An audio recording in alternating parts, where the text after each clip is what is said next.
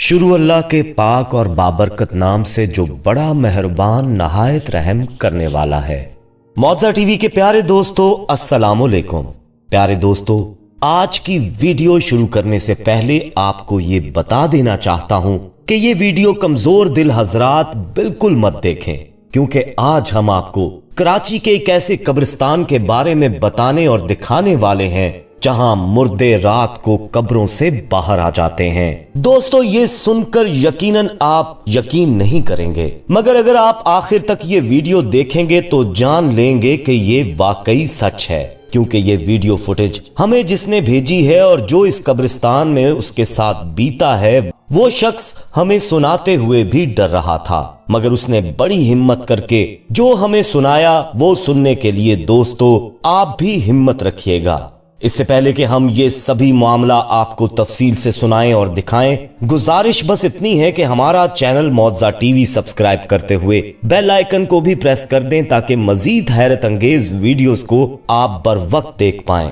दोस्तों, यूं तो हमारी जिंदगी में कभी ना कभी कोई ना कोई खौफनाक वाकया जरूर पेश आया होगा, ताहम कुछ वाकयात नाकाबिले यकीन होते हैं और चाहकर भी ज़हनो दिल से मिट नहीं पाते।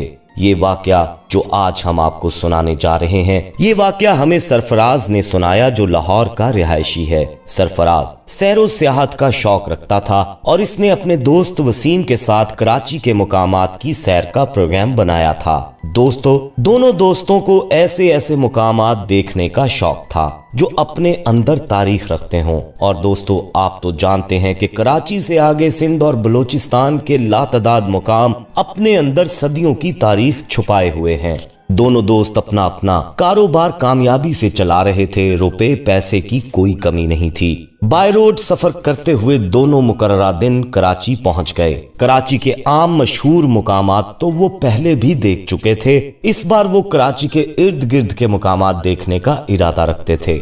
लिहाजा छोटे छोटे मुकामात देखते हुए वो ठट्टा के करीब एक गांव में पहुंचे। वो काफी कदीमी गांव था। एक अजीब सा एहसास उसकी फिजाओं में था। कदीम तर्ज के अभी भी वहां घर थे, कुछ इमारतें खंडर की सूरत इख्तियार करने के बावजूद अपने अंदर सदियों की तारीख सुनाती दिखाई दे रही थीं। उनको इस गांव का माहौल काफी दिलचस्प लगा और उन्होंने वहां रुकने का इरादा कर लिया।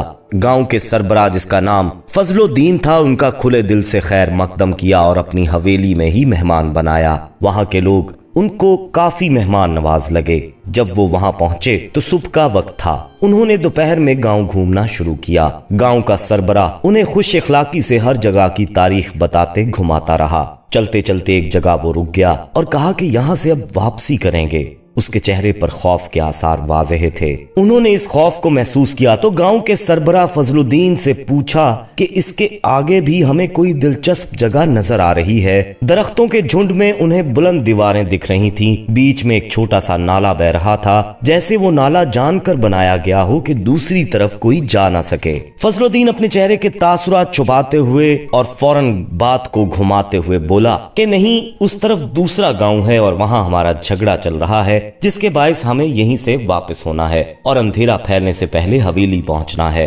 लिहाजा वो वहां से चल तो पड़े, मगर उन्होंने फजलुद्दीन का लहजा भांप लिया था कि ये उनसे कुछ छुपा रहा है और उन्हें बताना नहीं चाह रहा।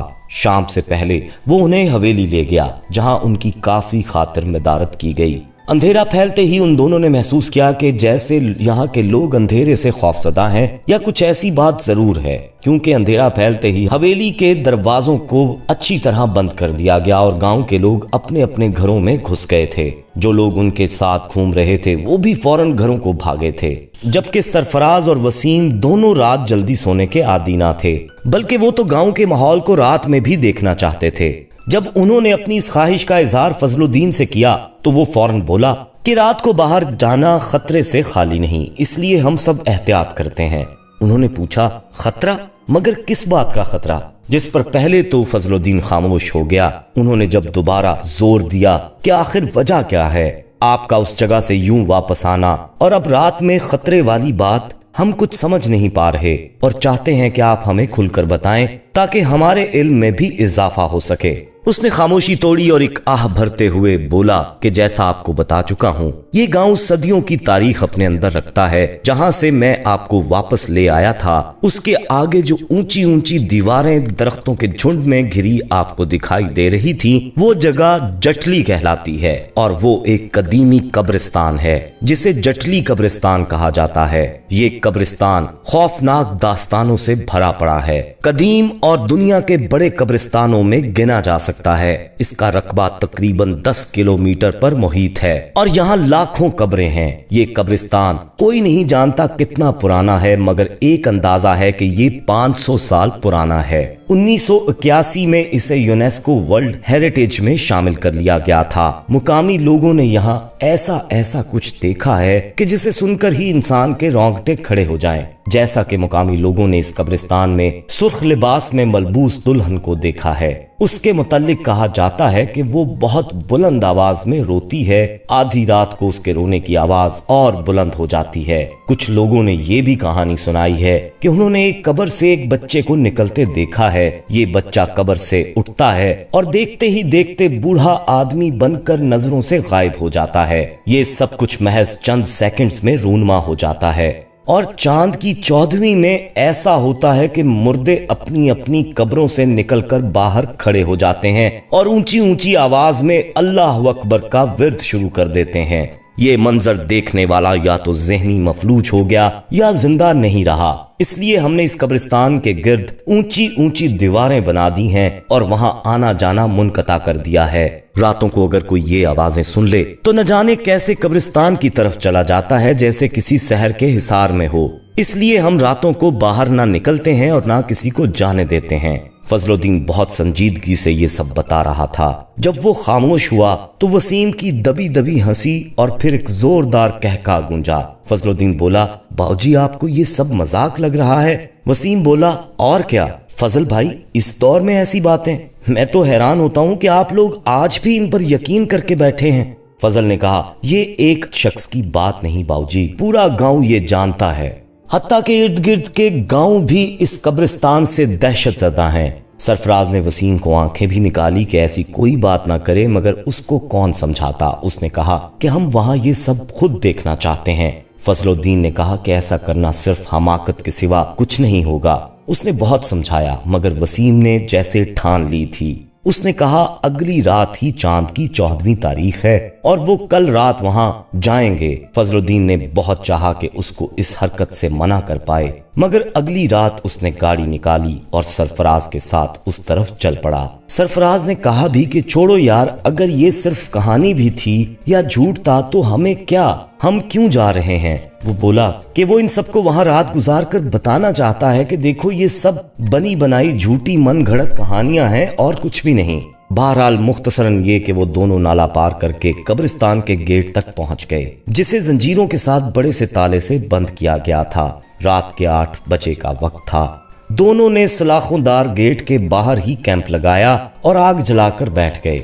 हंसी मजाक करके वहां फैले हौलनाक सन्नाटे को नजरअंदाज करके वक्त गुजारने लगे।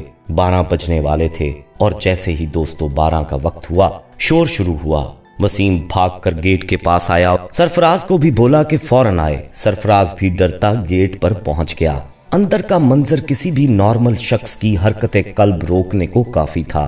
कब्रें फट रही थीं और अल्लाह अकबर की सदाओं से पूरे इलाके का सन्नाटा गूंज रहा था। मुर्दे कफन समेत अपनी अपनी कब्र से बाहर निकल आए थे। वो दोनों आंखें फाड़े ये सब देख रहे थे। वसीम ने पहले से ही मोबाइल कैमरा ऑन कर रखा था, मगर ज्यादा देर वो दोनों ये सब ना देख पाए और दोनों बेहोश होकर जमीन पर गिर गए। दिन की रोशनी में सरफराज को होश आया। उसने वसीम को उठाने की कोशिश की, मगर वसीम का पूरा जिस्म कांप रहा था और उसके सर को झटके लग रहे थे। वो अपने होशो हवास में ना था। सरफराज ने हिम्मत की, बड़ी मुश्किल से उसको उठाकर गाड़ी तक लाया और गाड़ी में डालकर फौरन गाड़ी दौड़ा दी। कराची में सीधा वो एक अस्पताल पहुंचा। वसीम की वहां ट्रीटमेंट की गई, मगर साथियों वसीम अपना जहनी तवाज़ुन खो चुका था। दोनों लाहौर वापस तो आ गए, मगर सरफराज भी बहुत अरसे तक बीमार रहा। आधी आधी रात को उठकर चीखने लगता। फिर उसने नमाज की पाबंदी शुरू की, खुदा से मदद और रहम मांगा। वसीम तो ठीक ना हो सका, मगर सरफराज किसी तरह अपने उस खौफ से बाहर निकल आया। दोस्तों हम नहीं जानते कि सरफराज कितना सच और कितना झूठ सुना रहा था, मगर सुनाते हुए उसकी हालत उसकी सच्चाई की गवाही देती हमें महसूस हो रही थी। आप इस बारे में क्या कहेंगे दोस्तों, कमेंट में हमें लाजमी बताइएगा। उम्मीद करते हैं कि वीडियो पसंद आई होगी। अगर पसंद आई है तो लाइक करते हुए दोस्तों के साथ शेयर करना मत भूलिएगा और जाते जाते कंफर्म कर लीजिएगा कि आपने हमारा चैनल मौजा टीवी सब्सक्राइब कर रखा है और बेल आइकन को भी प्रेस कर रखा है। अपना ख्याल रखिएगा और उनका भी जिनका कोई ख्याल नहीं रखता। अगली वीडियो में आपसे फिर मुलाकात होगी, तब तक के लिए अल्लाह निगहबान।